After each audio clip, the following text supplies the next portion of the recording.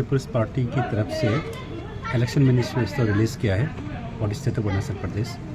और हम मानते हैं कि नेशनल पीपल्स पार्टी जो इलेक्शन मैनिफेस्टो को एक पवित्र किताब की तरह मानते हैं, और इससे हम पब्लिक को ये एश्योरेंस देता है कि हम आने वाला 5 साल में अगर हमें पब्लिक जनादर देता है तो हम पब्लिक को कौन सा प्रायोरिटी सेक्टर को आइडेंटिफाई करके किस तरह से हम पब्लिक को सेवा करेगा, उसका रिटर्न एश्योरेंस रहता है। और मैं जितने भी अरुणाचल प्रदेश के पब्लिक है, आप सबको मैं यही रिक्वेस्ट करता है कि आप अभी आने वाला समय 2 महीना में अरुणाचल प्रदेश में इलेक्शन होने जा रहा है। यहाँ राज्यसभा और हमारे लोकसभा और हमारे विधानसभा के इलेक्शन होने जा रहे हैं। उस वक्त जितने भी इंटेलेक्चुअल वोटर्स है, यूथ से, फार्मर्स कम्युनिटी है या बिजनेस कम्युनिटी, आप किसी भी पॉलिटिकल पार्टी को सपोर्ट करने से पहले मैनिफेस्टो को देखना चाहिए, क्योंकि उसमें आपको एश्योरेंस दिया जाता है कि किस तरह से वो काम करेंगे। तो अनफॉर्चुनेटली अभी तक अरुणाचल प्रदेश में लगभग 11 पॉलिटिकल पार्टी है, वो कोई भी पार्टी अभी तक मैनिफेस्टो लेके नहीं आया। तो शायद लकी एनफ है कि नेशनल पीपल्स पार्टी आज आपके सामने मैनिफेस्टो लेके आया, और हमने उसमें अपना प्रायोरिटी सेक्टर्स 11 प्रायोरिटी सेक्टर को हम आइडेंटिफाई किया, जिसमें हमने जो पॉलिसी एडॉप्ट करना था एक पॉलिटिकल और एडमिनिस्ट्रेटिव रिफॉर्मेशन में, कि हम एनपीपी मानते हैं कि अरुणाचल प्रदेश में जो आने वाला 2026 में एक डिलिमिटेशन लागू होने जा रहा है। उस डिलिमिटेशन में हम चाहते हैं कि अरुणाचल प्रदेश में जो 60 एमएलए सीट है, इसे हम बढ़ा के 80 सीट बनना चाहिए, क्योंकि हमारा पॉपुलेशन लास्ट 40 साल में काफ़ी बढ़ चुका है और हमारा यहाँ के जोग्राफिकल एरिया काफ़ी बड़ा है। तो उस क्राइटेरिया में इन्हें सीट को बढ़ाना चाहिए, ये काफ़ी हम पॉलिसी अडॉप्ट कर रहे हैं। दूसरी, हमारे जो लोकसभा की सीट है, हम यहाँ वेस्टर्न पार्लियामेंट और ईस्टर्न पार्लियामेंट 2 सीट अभी तक है।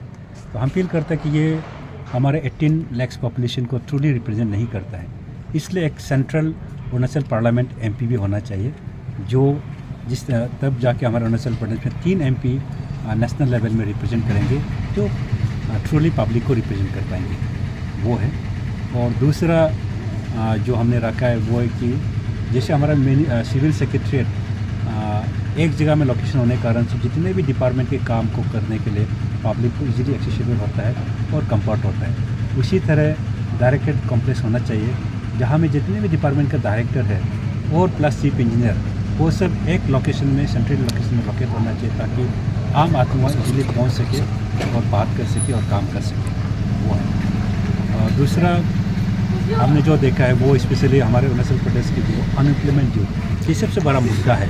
यहाँ इंडिया में अगर आप सर्वे किया जाए तो 7th जो स्टेट मोस्ट ट्रस्टेड सिटीजन है वो अरुणाचल प्रदेश के लोग हैं, डिप्रेशन फ्रस्ट्रेशन स्टेट में। तो यहाँ के लोग जॉब नहीं मिल रहे, इसलिए यहाँ के यूथ को ध्यान में रखते हुए एनपीपी ये पॉलिसी एडॉप्ट किया है कि जितने भी group A and group B के पोस्ट है एपीएसटी में या एपीसीएस में, उसे प्रेजेंटली 80% को बढ़ा के 90% करना चाहिए जॉब रिजर्वेशन पर एपीएसटी, और 10% ओपन को तो रखना है। और जितने भी बाहर से कंपनी के यहाँ कंपनी या प्राइवेट कंपनीज या कॉर्पोरेट आते हैं, उसमें जो मेन पावर है, जो स्टाफ पैटर्न है, उसमें 30% जो स्टाफ हमारे एपीएसटी को रिजर्वेशन रखना चाहिए, ये हमने रखा है। और जो अनएम्प्लॉयमेंट यूथ्स है, उन्हें टूर ऑपरेटर के लिए और होम स्टे के लिए लाइसेंस ग्रांट किया जाना चाहिए। और जितने भी युवा है जो स्पेशली टेक्निकल कोर्स किया है या फिर वो ग्रेजुएशन किया है, उन्हें 3 साल तक ऑनरेरियम देना चाहिए, क्योंकि वो 3 साल तक जॉब के लिए वो कोशिश करते हैं, उसके ट्यूशन फी भरते हैं, हाउस रेंट भरते हैं। इसे हिसाब करने के लिए एनपीपी अगर सरकार में आएगा तो हम 3 ईयर्स तक उन्हें ऑनरेरियम दिया जाएगा स्टूडेंट को।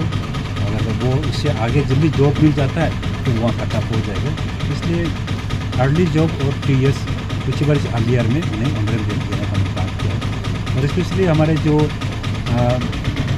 वुमेन सेक्टर के लिए हमने जो बात किया है, उसमें ये हमने पॉइंट रखा है कि जितने भी अरुणाचल प्रदेश में विडो है वो वीकर सेक्शन में आते हैं, उनका सपोर्ट के लिए कोई ध्यान नहीं देता है। इसलिए गवर्नमेंट पॉलिसी रहेगा, जितना भी विडो है उन्हें डिस्ट्रिक्ट वाइज में ग्रुपिंग करेंगे और उन्हें एक रिकॉग्नाइज एनजीओ के साथ टाई अप करेंगे, और उस एनजीओ को स्टेट गवर्नमेंट का बजटरी सपोर्ट देके ग्रांट्स एंड एड्स में उन्हें कर्पस फंड क्रिएट कर देंगे, ताकि वो उनका अपना लेवल में इकोनॉमिक एक्टिविटी टेक अप कर सके।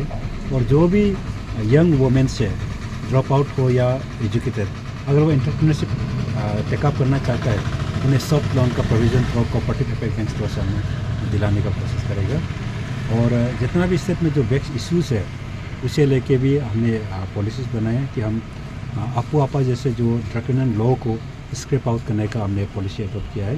और पब्लिक सर्विस कमीशन में जो नेसेसरी अमेंडमेंट है उस पर हमने ध्यान दिया है। इंटर स्टेट बॉर्डर को चटर्जी कमीशन का प्रोसेस रिजॉल्व करने के लिए हमने पॉलिसी अडॉप्ट किया है।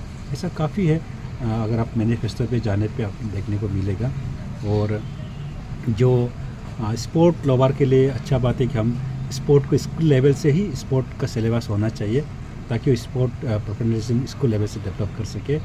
और स्पोर्ट का जो गवर्नमेंट जॉब में जो कोटा है आज के समय में 5% है, उसे बढ़ा के 10% बढ़ाने का हमने मांग रखा है। और जितने भी गवर्नमेंट एम्प्लॉयज़ जो कर्मचारी स्पेशली कंटीजेंसी उनको रेगुलराइज करने का जो टाइम फ्रेम हम रखा है कि 8 ईयर्स, अगर कोई भी कंटीजेंसी 8 साल पूरा हो गया तो उन्हें रेगुलराइज करना चाहिए। क्योंकि और एट द सेम टाइम जो कंटीजेंसी है लेबर उनको भी मैटरनिटी, पैटर्निटी और कैजुअल लीव का प्रोविज़न होना चाहिए। और जो वोमेन जो डिपार्टमेंट पे काम करते हैं उन्हें इवन मेंस्ट्रुएशन साइकिल का भी लीव होना चाहिए क्योंकि उनको कंफर्ट देने के लिए।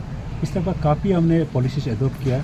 और इस तरह का रिसोर्स मोबिलाइजेशन के लिए भी जो हाइड्रो पावर जो पोटेंशियल अरुणाचल प्रदेश का उसे पेज मैनर में 50% आने वाला 5 साल में टैप करने का हमने पॉलिसी एडॉप्ट किया। और इस तरह से काफ़ी पॉलिसीज अगर आप इस मैनिफेस्टो को जाने से आपको पता चलेगा।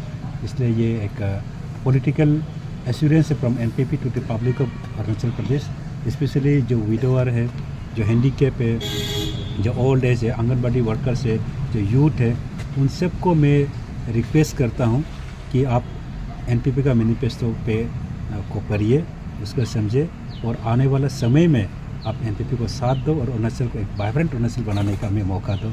विद दिस वर्ड, अगर आपका पास कुछ सवाल है तो I welcome it. Thank you.